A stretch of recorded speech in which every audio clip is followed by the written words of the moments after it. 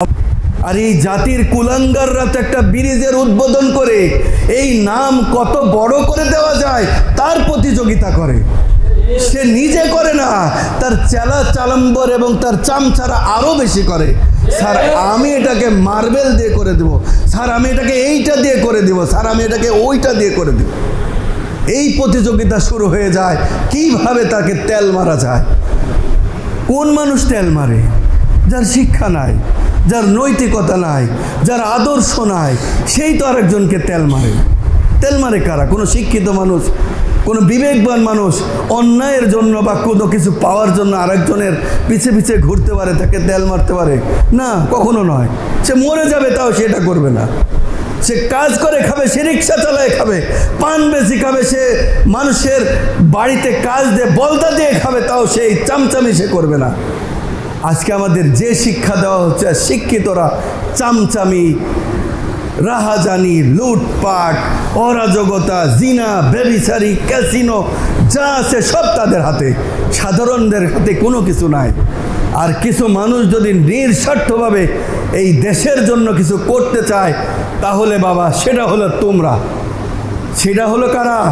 তোমরা এবং তোমাদের আকাবির, তোমাদের বড় ওলামা মাশায়েখরা।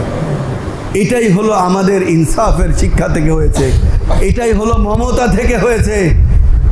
আমাদের মাদ্রাসাগুলা 10 তলা বিল্ডিং হয়ে যাচ্ছে শূন্য হাতের ওপরে, শূন্য হাতে 10 তলা বিল্ডিং হয়ে যাচ্ছে।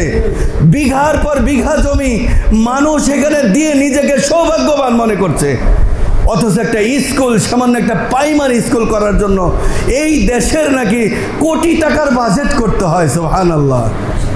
আর এরকম প্রাইমারি স্কুল তো খালি হাতে অশিক্ষিত, অল্প শিক্ষিত তাদের কথায় আলেম হাফেজরা প্রতিনিয়ত তারা করে যাচ্ছে, প্রতিনিয়ত গ্রামে গঞ্জে তারা করে যাচ্ছে, খালি হাতে, শূন্য হাতে, কোনো আসবাব ছাড়া।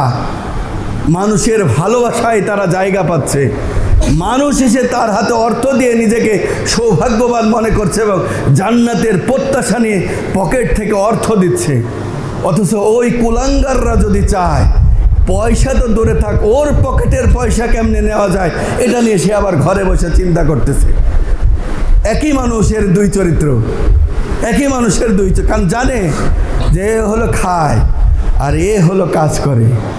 এই হাফেজ সাহেব যাকে ছোট করে করে রাখি গ্রামের মধ্যে, এই হলো মূলত মানুষ। আর ও যে চেয়ারম্যান সাহেব বা এমসির চেলাফেলা মুরুন্ডা যারা আছে, সব রাক্ষস, রাক্ষস। এটা তার মনে গেথে আছে, গেথে আছে এটা তার মনে। আর ওলামা হজরতের প্রতি এখনো এই মিডিয়া সন্ত্রাসের পরে যতটুকু আছে ততটুকুই 10-20 তলা বিল্ডিং হয়ে যাচ্ছে মাদ্রাসায়। সুবহানাল্লাহ। কি সরকারি এখানে 200 কোটি টাকার বাজেট আছে? ভাই কথা কও না কেন? ঢাকা বিশ্ববিদ্যালয়ের জন্য নাকি নতুন, ঢাকা বিশ্ববিদ্যালয়ের জন্য নাকি নতুন 10,000 কোটি টাকার বাজেট হচ্ছে। সুবহানাল্লাহ। আরে 10,000 কোটি টাকা তো আমাদের উলামা হযরতদের হাতে দিলে সারা গ্রামে গ্রামে ভার্সিটি করে দেবে এরা।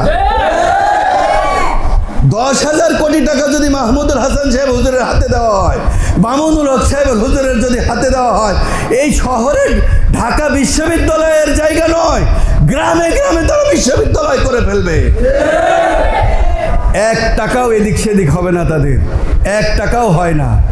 হতে পারে কখনো কোথাও কারো কাছে ছোট ভুল ত্রুটি হতে পারে, কিন্তু ওইটাকে তারা বিশাল করে মাশাআল্লাহ আমাদের সামনে দেখায় তারা।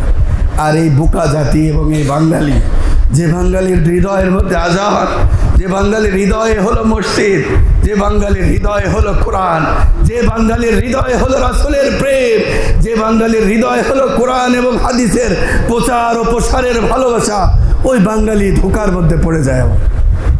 ওই বাঙালি আবার ধোঁকার মধ্যে পড়ে যাচ্ছে, না জানি মনে হয় কি হলো। অবাক করা বিষয়। সে দেখে তার পাশের মাদ্রাসায় রাত 4টায়ও সে কোরআনের আওয়াজ, আর টিভির এই ছোট্ট রুমে বসে যখন বলে মাদ্রাসায় জঙ্গি তৈরি করা হয়, ওই সরল সোজা মুসলমান বাঙালি সে আবার এটা বিশ্বাসও করে। অবাক, চোখে দেখতেছে রাত 4টায় 3টায় হচ্ছে, মাদ্রাসায় তেলাওয়াত করা হচ্ছে, তাহাজ্জুদ হচ্ছে, মসজিদে সারাদিন নামাজ হচ্ছে, তাদরিস ও তালিম হচ্ছে, মানুষ তৈরি করছে যে মানুষগুলো রাস্তায় চোখ উঠায় তাকায় না, বড়দের দেখলে সম্মান ও মর্যাদা করে, শিক্ষকরা দেখলে গুরুর মর্যাদা দেয়। ওই মানুষগুলা চোখে দেখা জিনিসকে বিশ্বাস না করে তারা সরল মানে ওই টিভির সামনে বসে যে কুলাঙ্গার যারা আছে তারা যখন বলে যে মাদ্রাসায় সন্ত্রাসী তৈরি করা হয়, এটা আবার এরা বিশ্বাসও করে। কি অবাক করা বিষয়।